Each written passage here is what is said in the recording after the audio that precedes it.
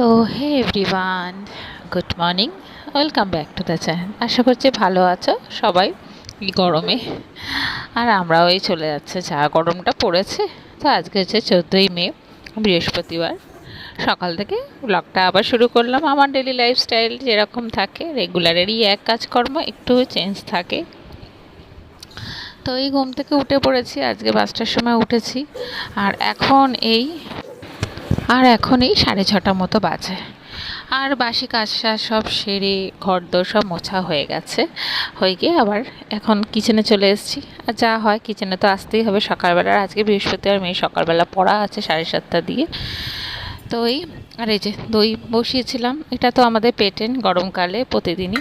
তো দইটা ভালোই বসেছে, এবার ফ্রিজে রেখে দেবো। ফ্রিজে বসে গেলে একদম টাইট হয়ে যাবে, মানে একদম যেরকম হয় দই, একদম মানে দোকানের মতো হয়ে যাবে।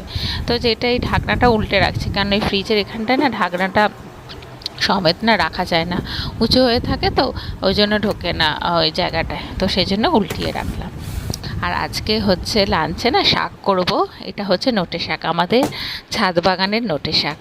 এত সুন্দর আমাদের ছাদ বাগানের গাছগুলো হয়েছে না, কি বলবো। সত্যি আমরা একটু যত্ন করলে সব জিনিসই কি ভালো হয়ে ওঠে। এমনি আমার বাড়ির সমস্ত গাছই, সে ইনডোর প্ল্যান্ট বলুন, যা বলুন, ফুল গাছ বলুন, আর ফল গাছ বলুন, সবজি গাছ বলুন, সবই কিন্তু যত্নে খুব সুন্দর হয়ে উঠছে।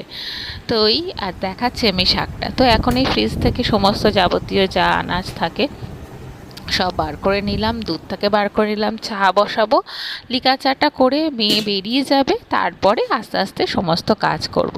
আর এই দেখুন নোটে শাক, এত কচি, এত মানে খেতে দারুণ না, কি বলবো। মানে এত নরম হয়েছে। বাজারে যে নোটে শাকগুলো পাওয়া যায় একটু শক্ত শক্ত ডাঁটাগুলো হয়, কিন্তু এত কি জানি নিজের গাছের বলে, যেহেতু কোনো রকম মানে সার মার বেশি উল্টোপাল্টা দেওয়া না বলে, একদম ভালো বলে হয়তো, সেই জন্য ভালো।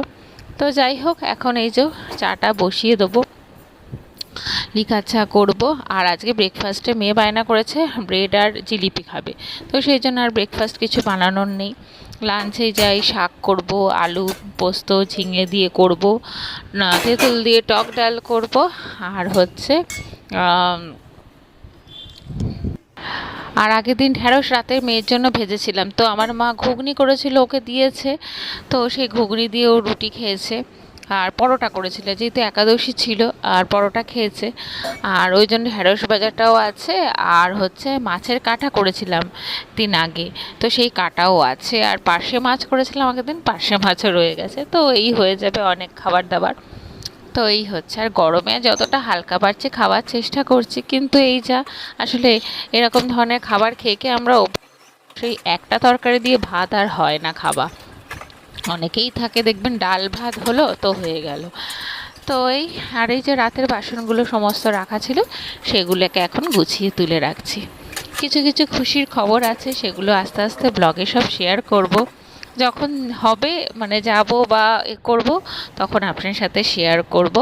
আর ওই যে ধোকার প্যাকেটটা দেখালাম, ডিনারে আজকে ধোকা করব। আর আমি ডিনারের তরকারিটাও না সকালে বানিয়ে রাখছি। এখন যেহেতু মেয়ের সামার ভ্যাকেশন চলছে, সময়টা অনেকটা পাচ্ছি বলে সকালবেলা, সেই জন্য গরমের জন্য রাতের মানে খাবারটাকে বানিয়ে রাখছি। আর রুটি করলে রুটি করে নিচ্ছি, এই হচ্ছে ব্যাপার। আর গরমের জন্য যত মনে হয় যেন তাড়াতাড়ি কাজকর্মগুলো হয়ে গেলে যেন শান্তি পাই। তো আর আমি ওদিকে চা বসিয়ে, মানে দুধ চাও বসিয়ে দিয়েছি, দিয়ে এসে আর শাকটাকেও বসিয়ে দিয়েছি। দিয়ে আমি এখন এই যে ঘরে ডাস্টিংগুলো করে নিচ্ছি, করে নিয়ে তারপরে গাছে জল দেওয়া হয়ে গেছে, করে নিয়ে আবার রান্নাঘরে যাব। এখন ইদানিং এইটাই করছি যে রান্না করার আগে যেদিন মেয়ের টিউশন থাকে, সেদিন সকালবেলা আগে ডাস্টিংটা করে নিই, করে নিয়ে আবার রান্নার কাজে হাত দিই। তো কিছুটা চেঞ্জ হয় ডেলিকারের।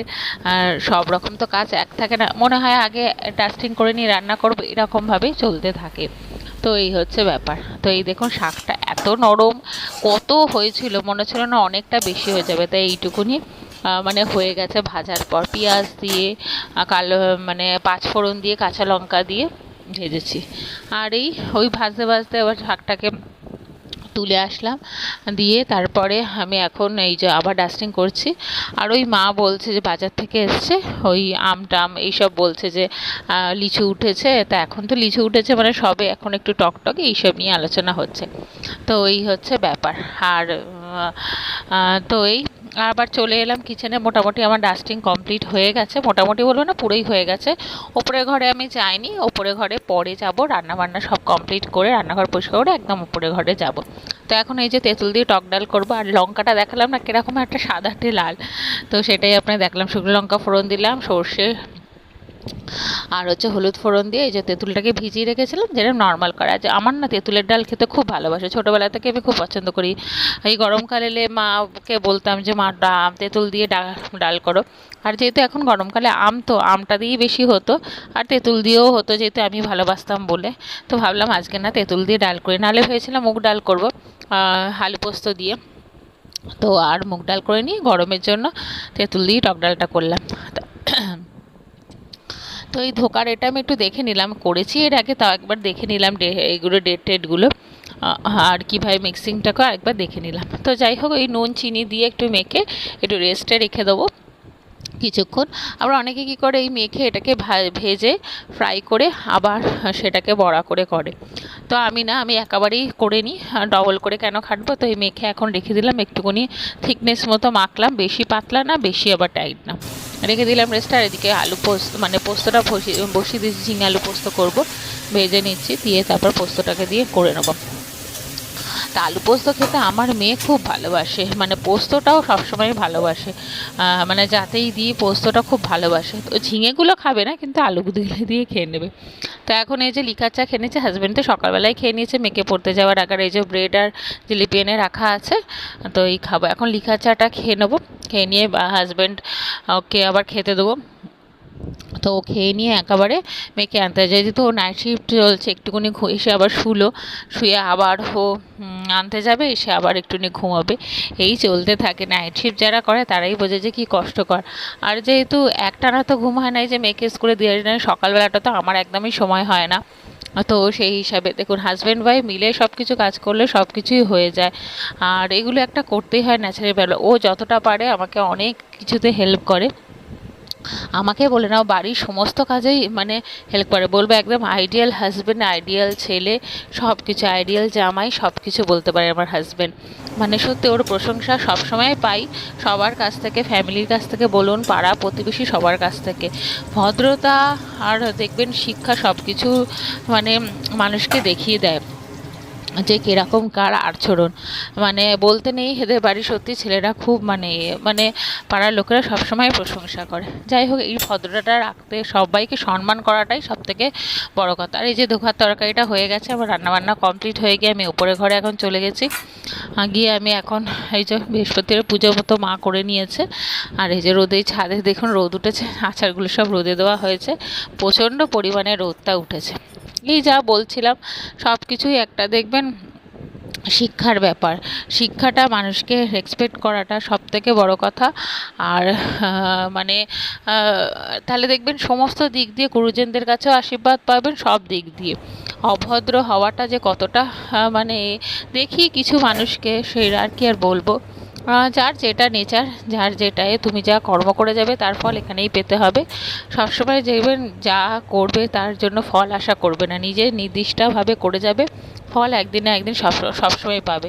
তো আমার হাজব্যান্ডও ছোটোবেলা থেকে এটা শিখে এসছে, আর আমার মেয়েকেও শেখাই সেটা, আর আমিও সেটা, আমার বাবা মাও ছোটোবেলা থেকে তাই শিখিয়েছে। দেখুন বাড়িতে, শ্বশুরবাড়িতে সবারই খুঁটিনাটি ঝগড়াঝাটি হয়, কিন্তু সব কিছু মিলিয়ে মিশিয়ে থাকতে হয়। তো সেই নিয়ে একটা সংসার, তাই না? আর হাজব্যান্ড ওয়াইফদের বন্ডিং থাকাটা সবথেকে বড় দরকার এই নিয়ে, তাহলেই সংসারটা টিকে থাকে। তো এই হচ্ছে ব্যাপার। তাহলে চলুন এর সাথে সাথে ভিডিওটা এখানে শেষ করবো। আর আজ আমার সমস্ত হয়ে গেছে, ডাস্টিং ফাস্টিং সমস্ত কমপ্লিট। এবার মেয়ে আসবে, হয়েছে টাইম, এই 10টা বাজতে যায়, যেহেতু এখন সামার ভ্যাকেশনে বলে 9:30 অবধি ওদের ম্যাম পড়াচ্ছে। তো এই হচ্ছে। আর আজকে ভালো করে ওপরের আলমারির ওপরে টেডি বিয়ারগুলো একটু ছেড়ে নিলাম, ধুলো সেরাম পড়ে না, সামান্য একটু ঝেড়ে টেড়ে নিলাম। আর এই যতটা পারি ওই মেয়ে আসার আগে সমস্ত কাজ কমপ্লিট করতে করি।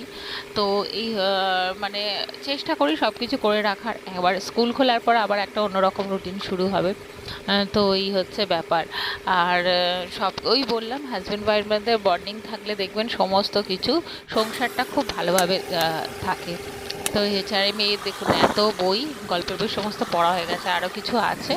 তো সেগুলো এখন নিচে আছে, সেগুলো পড়ছেও। আর মেয়ে চলে এসছে, আমি এখন নিচে যাচ্ছি। আর তারপরে ব্রেকফাস্ট করবো একসাথে। এই চলুন সাথে ভিডিওটা শেষ করলাম। আশা করছি ভালো লাগলে লাইক শেয়ার কমেন্ট করতে ভুলবে না। আজকের মতো টাটা।